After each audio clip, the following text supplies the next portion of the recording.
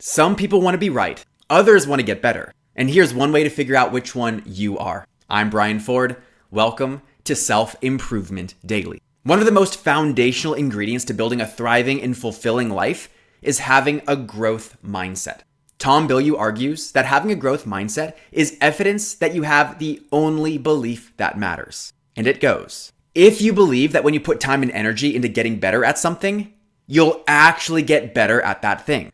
It's the one belief that unlocks your ability to improve in every other area of your life. It gives you hope that you can acquire the skills required to produce positive change. A growth mindset means that you're in control of your fate and your future, and not at the mercy of whatever you're given. Taking the opposite perspective, if you believe that your results are fixed, predetermined, and unchangeable, then no matter how hard you try, all attempts to improve are a waste of time. Why would anyone invest in anything if they didn't think that they'd get what they want from it?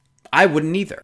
And what's on display here is what's known as a fixed mindset, and it cripples so many people. I bring this up because I want to help you recognize one subtle way that having a growth mindset shows up in the world. You know how some people are stubborn, adamant, and dictatorial in the way they approach things? They have a my way or the highway mentality where they think they know the right way to do something. They'll contrast that with someone who thinks that there's a better way to do something. They also have good ideas and will advocate for them, but have an open mind to other possibilities. Now, the way someone shows up to collaborative situations demonstrates whether they have a growth or fixed mindset. For example, let's say you're trying to load up a van for an event. Boss number one, who's done it before and knows the exact orientation that worked in the past, insists that it's packed exactly the same way again because it's predictable. Now, boss number two has similar experiences, but is open to innovating and seeing if there are other configurations that are more favorable.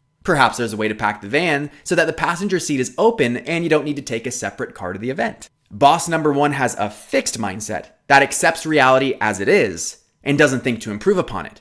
While boss number two has a growth mindset and explores different options that can streamline the process or create a better result from the same raw materials. While you can't control other people's collaborative approach, you can be aware of your own. So get curious about how you receive new ideas, if you carefully consider them or not compared to the current ways of doing things, and learn something about how strong your growth mindset actually is versus what you believe it to be. I'm Brian Ford, and you grew today. Let's do it again tomorrow on Self-Improvement Daily.